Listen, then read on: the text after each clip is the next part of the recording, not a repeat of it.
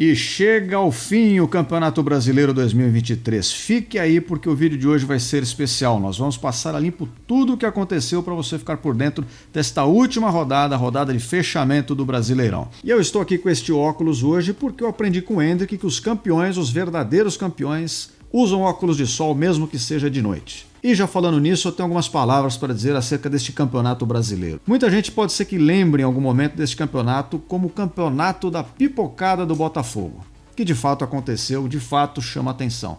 E principalmente para o torcedor botafoguense, não vai ser muito fácil esquecer de como se deu essa derrocada.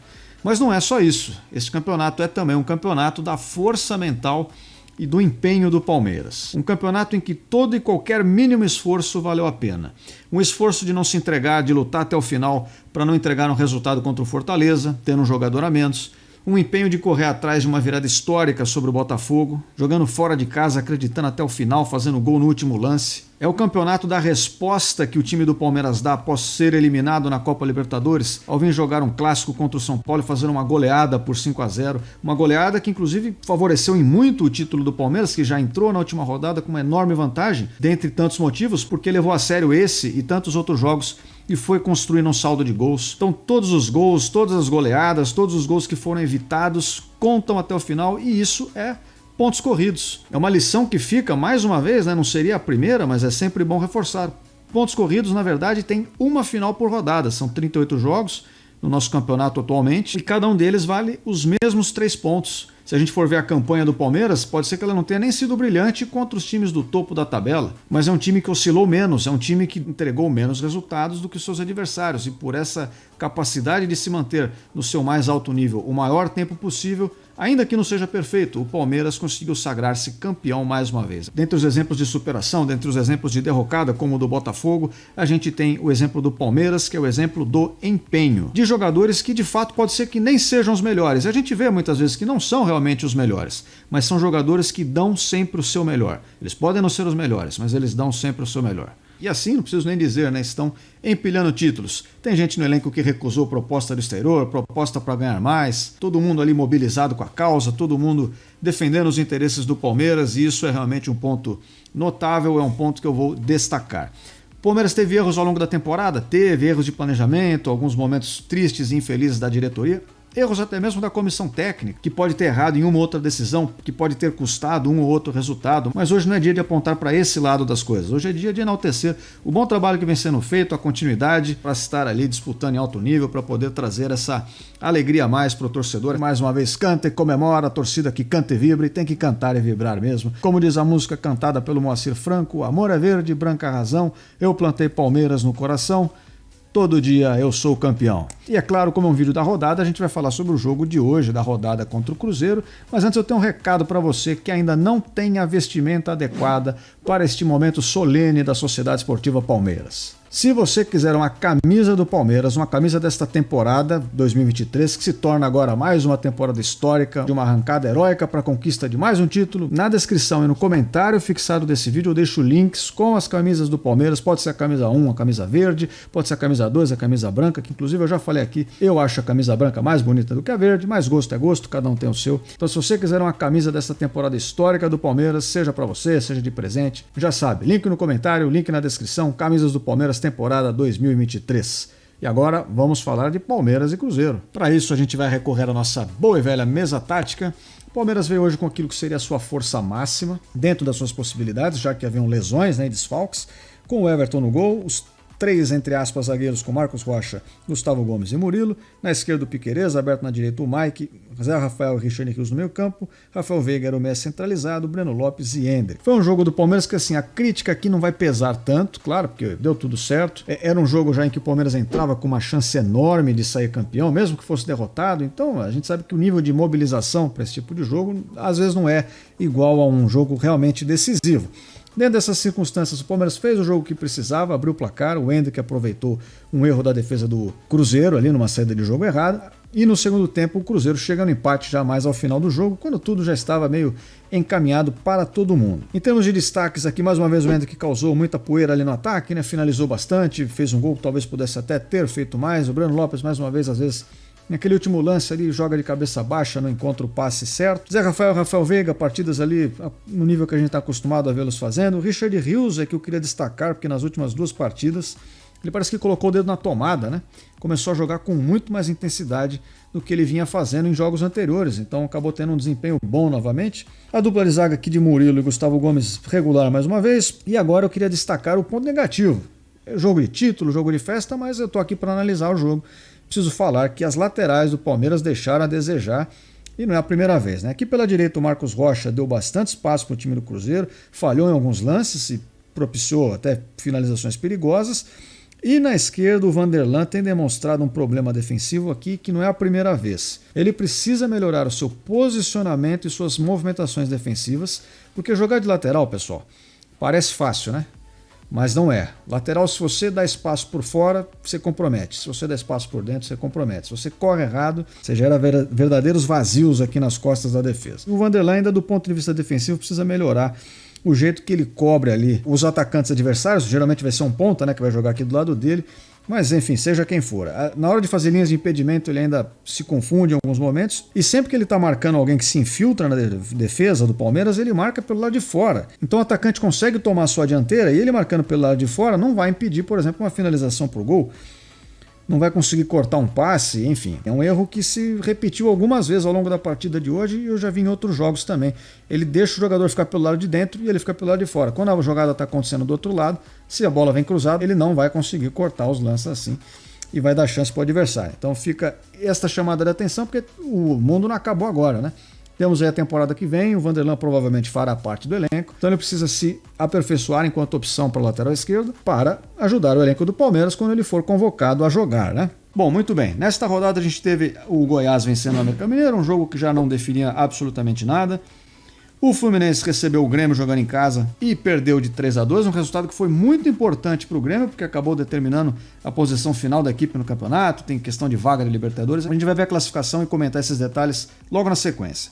O Vasco conseguiu aquela vitória sobre o Red Bull Bragantino, a vitória que o Vasco precisava, resultado muito importante. O São Paulo venceu o Flamengo por 1-0, jogando aquela última pá de cal ali na temporada do Flamengo. O Santos saiu derrotado de sua partida contra o Fortaleza, com direito a gol ali do meio campo, já o Santos entregue nos momentos finais do jogo, um jogo desesperador para a torcida santista.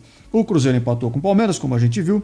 O Internacional venceu o Botafogo, que está sem vencer desde o jogo contra o América Mineiro, há não sei quantas rodadas atrás, e vale lembrar que naquele jogo o América Mineiro finalizou mais de 20 vezes contra o gol do Botafogo, e o Botafogo havia finalizado 2 vezes e marcou os seus 2 gols, foi 2-1, um jogo que acabou marcando a última vitória do Botafogo, que desde o começo daquela sequência negativa, que a gente já falou aqui, tem vídeo no canal, só falando jogo a jogo de toda essa sequência, desde que começou essa sequência o Botafogo não venceu um jogo sequer, é uma coisa realmente impressionante. Aí o Curitiba recebeu o Corinthians, saiu derrotado por 2-0. As duas equipes também já não tinham muito mais o que fazer no campeonato. O Bahia sobrou, meteu um 4-1 para cima do Atlético Mineiro, destruindo qualquer hipótese ali de sonho do Galo. O Cuiabá também termina a temporada de uma forma muito digna, fazendo um belo 3-0 em cima do Atlético Paranaense. E a gente vai ver essa soma de resultados, o que resultou na tabela. E é aqui que a coisa chama atenção. Vamos lá. O campeão foi o Palmeiras. Já falei um pouquinho na introdução sobre a temporada do Palmeiras, o que representa esse título, né? Todo o empenho da equipe que conseguiu uma arrancada heróica nos momentos finais. Chegou a estar ali com 0,4% de chance de título, salvo engano, na 27ª rodada. Chegou a ter uma derrota contra o Flamengo, mas uma derrota que acabou por não determinar o resultado. E dizíamos na época, né, eram 8 finais e o Palmeiras tinha direito de perder um jogo. Ele gastou a ficha ali e teve bons resultados nas demais partidas, conseguindo chegar, portanto, ao título. Em segundo lugar ficou o Grêmio com 68 pontos e por isso o resultado de hoje foi muito importante para a equipe gremista, porque caso não tivesse vencido, teria se classificado para a pré-Libertadores e não para a Libertadores diretamente, como aconteceu aqui. E o Grêmio, a gente pode dizer que, em resumo, ninguém esperava que ele fosse campeão, acredito, ao começo do campeonato, mas também esperava-se uma boa campanha. Dentro desse cenário, o Grêmio teve muitas oscilações. Então fazia alguns bons jogos, depois fazia alguns jogos muito ruins, venceu alguns jogos muito difíceis, mas também perdeu alguns jogos que em tese eram muito fáceis, jogos com superioridade numérica ou contra equipes mais fracas, acabou deixando pontos no meio do caminho, que enfim, comprometeram aqui o resultado final em termos de ser campeão. Mas se a gente vê a trajetória, o que se esperava desde o começo, dá para dizer que foi uma campanha do Grêmio que assim, o colocou na disputa pelo título. Foi uma equipe que a todo momento esteve ali na parte de cima da tabela. Ficou em segundo, dá para dizer que está de parabéns.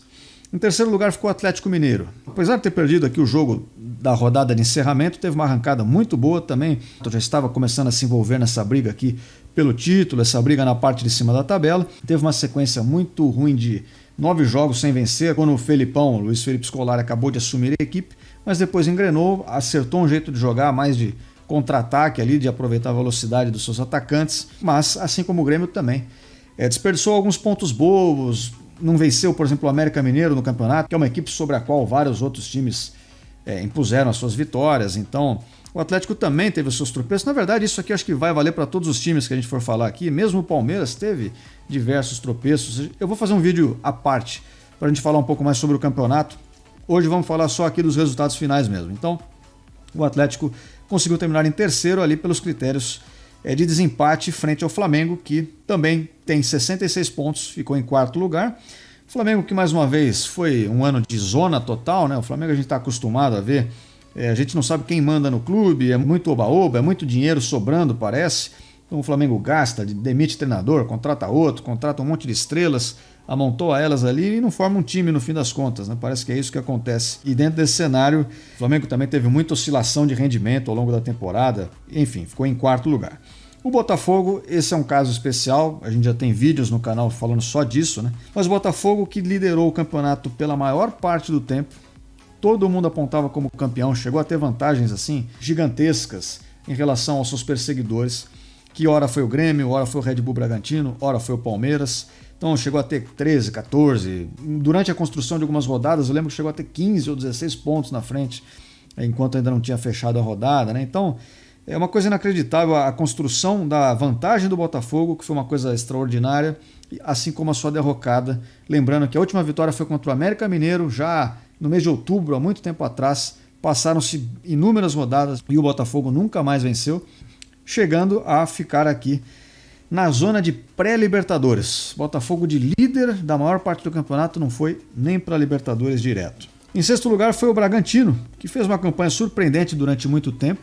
Eu diria que o Bragantino, claro, tem um time que a gente sabe que é bastante razoável, ninguém esperava que o Bragantino lutasse contra o rebaixamento nem nada, mas brigou durante um bom tempo pela liderança do campeonato, fez vários resultados importantes, venceu muito time grande ao longo da competição, fez vários bons jogos, inclusive porque é um time com um DNA bastante ofensivo e até por isso às vezes acaba também perdendo alguns resultados.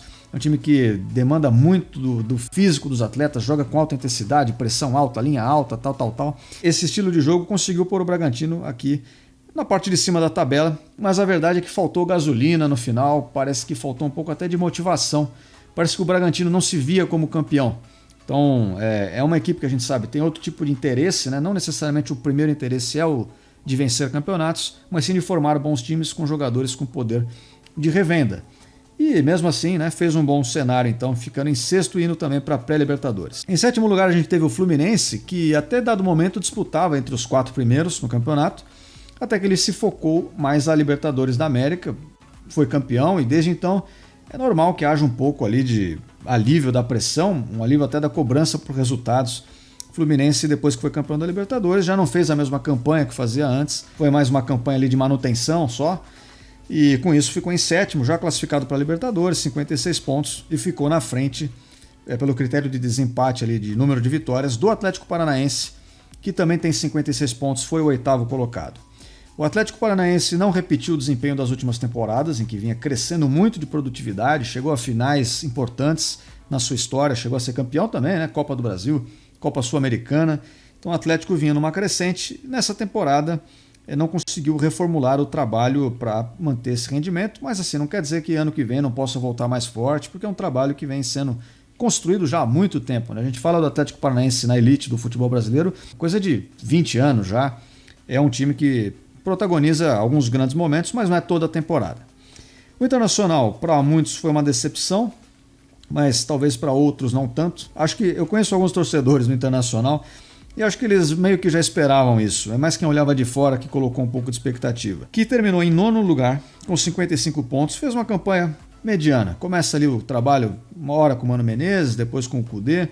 chegou a lutar ali na Libertadores, quase elimina o Fluminense, quase mesmo elimina o Fluminense, se não fosse ali por alguns vacilos. E no Campeonato Brasileiro também altos e baixos, né? Ora com um pouco mais de desempenho, ora tendo muita dificuldade para criar na construção de jogo. Lá no começo do campeonato eu lembro que eu falava bastante que o Internacional tinha muita dificuldade de construir jogo na época ali do Mano e enfim, com isso ficou no meio da tabela, conseguiu só uma vaga para a Sul-Americana. Na sequência, outro que conseguiu vaga para a Sul-Americana foi o Fortaleza, finalista da Sul-Americana deste ano, a gente acompanhou aqui também, fez 54 pontos.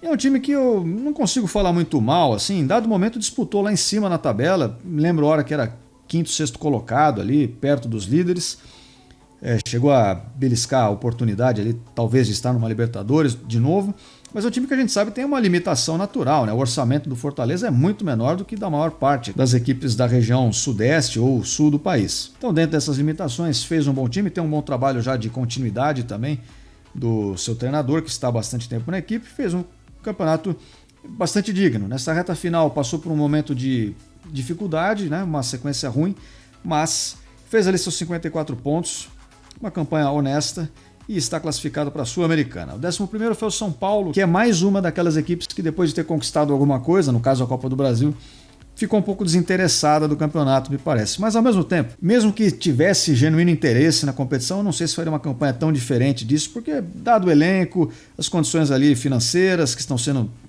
dizem, reformuladas, depois a gente entra em detalhes sobre isso também, acaba tendo o perdão do seu torcedor por ter sido campeão nessa temporada, né? Então a campanha em 11º lugar deixou longe da zona de rebaixamento, conseguiu cumprir a sua missão já que tinha, então acaba ficando numa posição bem intermediária, mesmo com desempenho intermediário. O São Paulo oscilou também, a maior parte da temporada não foi um time brilhante, portanto essa posição na tabela é compatível com o rendimento.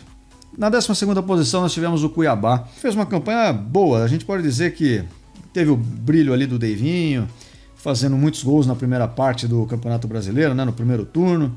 Venceu vários jogos interessantes, o Cuiabá também. É um time de meio de tabela, também que tem um orçamento ali menor, claro.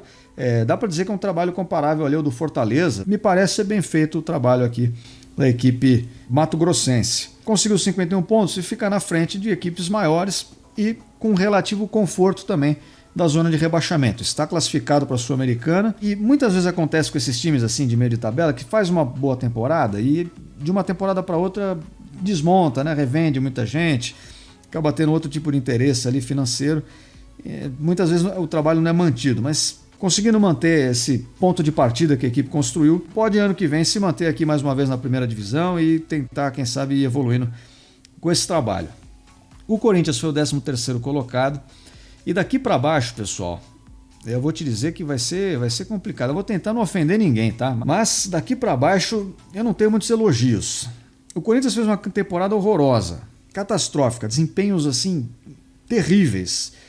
Em alguns poucos jogos, eu consigo pensar assim, talvez uns 2 ou 3, o time foi bem e deve ter empolgado o seu torcedor. Mas num campeonato de 38 rodadas, você fazer 3 ou talvez 4 jogos que sejam bons, é muito pouco. E a folha salarial do Corinthians também não é das menores, né? O Corinthians investe bastante mesmo no seu futebol para ter um resultado desse. Planejamento que praticamente não existe, com trocas de treinadores, um elenco extremamente envelhecido já.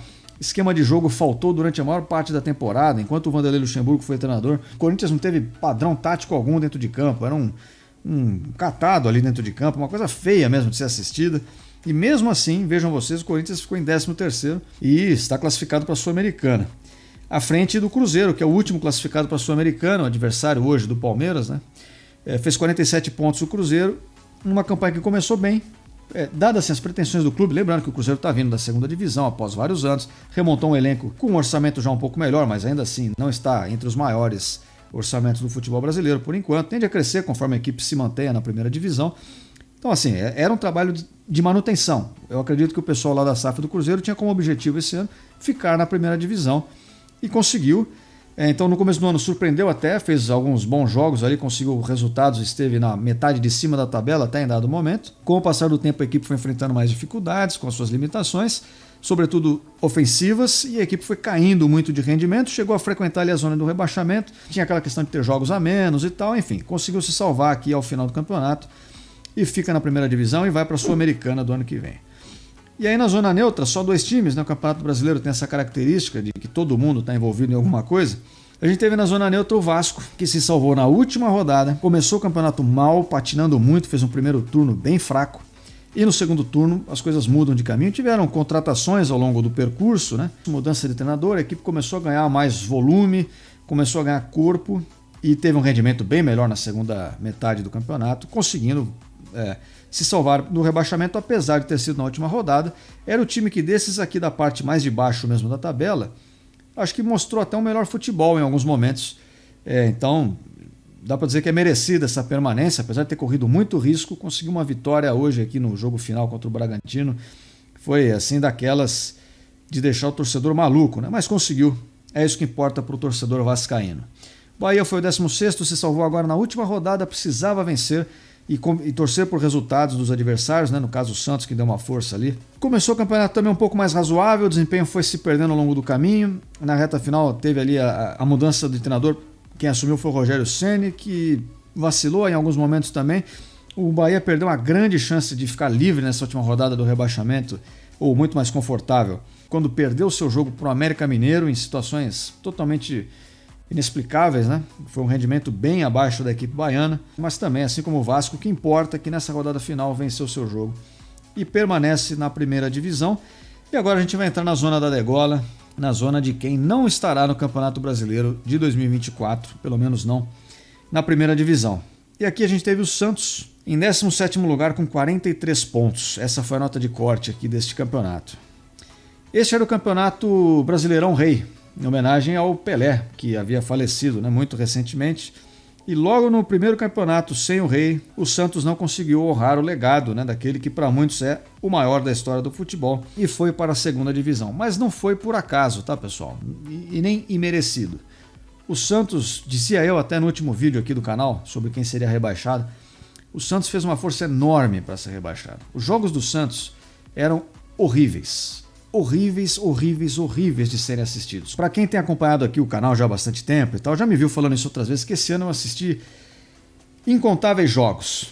E assistir os do Santos eram particularmente dolorosos, assim, era um negócio que chegava a doer mesmo, sabe? Você fica exausto, assim, você fala, meu Deus, o que eu estou fazendo da minha vida assistindo isso aqui? Servia até, acho que, de moeda de troca para castigo de criança. Sabe quando a criança não está obedecendo a mãe? Você fala, moleque, se você não respeitar a sua mãe, você vai ver o jogo do Santos até o final. A criança para de fazer birra na hora, né? Fica educada na hora, porque não é possível. Foi realmente uma força muito grande para ser rebaixado e o Santos conseguiu, então, ficar na 17ª colocação. O Goiás foi o 18º. O Goiás é uma equipe que, assim, também não fez grandes jogos. Eu assisti vários jogos do Goiás, eram jogos bem fracos, mas você via que era um time muito limitado mesmo. É um time que você não conseguia esperar nada. E de onde você não espera nada, muitas vezes é de lá que não vem nada mesmo, já dizia o velho ditado. Goiás, então, 38 pontos, foi o 18º. Curitiba foi o 19º. Curitiba começou o campeonato muito mal mesmo. Foi conseguir a sua primeira vitória já lá, quase na metade do campeonato. Então, assim, tá outro rebaixado merecidamente. Só que o Curitiba, em alguns momentos, até fez alguns jogos interessantes. Não necessariamente venceu esses jogos, ou conseguiu muito deles, mas fez alguns jogos interessantes. E, por fim, o último rebaixado foi o América Mineiro com 24 pontos. Eu tenho também um vídeo aqui no canal sobre o América Mineiro. É uma equipe com muita limitação técnica, mas com um jogo que definitivamente não é dos piores e não reflete o desempenho da equipe para estar tão abaixo de todo mundo aqui. Se você comparar o América Mineiro com Goiás, Santos, Curitiba ou até o Corinthians, ele não joga pior do que essas equipes nem a pau. Mas enfim, está rebaixado também e não tem o que ser dito mais acerca disso. E é isso, pessoal. Esse foi um vídeo mais longo, com certeza, mas é um vídeo especial, um vídeo que a gente fecha o Campeonato Brasileiro 2023 com Palmeiras campeão, Grêmio vice-campeão, Atlético e Flamengo ali na zona da Libertadores, depois Botafogo, Bragantino e por aí vai. A gente viu também quem foram os rebaixados e quem foi para a Sul-Americana. E eu, na perspectiva aqui de palmeirense, estou satisfeito, mas é verdade que esse campeonato guardou muita surpresa, guardou muita emoção, teve disputa até o final, foi um campeonato com muitas características peculiares. Eu vou trazer mais conteúdo sobre esse campeonato para vocês nos próximos vídeos. Eu convido vocês, inclusive, a se inscreverem no canal, para quem quiser receber mais vídeos. Se você deixar o like também, você ajuda bastante. E eu quero agradecer também a todos vocês que acompanharam até aqui, não só este vídeo, mas esta campanha que eu também fiz aqui e que, poxa, foi uma jornada longa, né? Nós fizemos uma cobertura completa do começo ao fim do campeonato, rodada após rodada. Mudamos o formato ao longo do caminho, é verdade, porque eu percebi que há mais interesse no Palmeiras do que em qualquer outra equipe aqui, por razões óbvias, né? Mas a gente tenta falar de tudo um pouco, tudo que for mais interessante. E eu estou aqui me auto-parabenizando também por ter completado esse campeonato, que lá no começo eu não sabia nem se ia dar certo ou não. Mas acabou dando tudo certo e espero que ano que vem a gente faça mais e melhor e a gente possa crescer aqui cada vez mais também, para trazer mais qualidade, mais conteúdo, tudo seguir da melhor forma possível. Então, pessoal, agradeço a todos vocês agora sim que acompanharam até aqui neste vídeo. Espero todos vocês aqui em breve e até a próxima. Fui!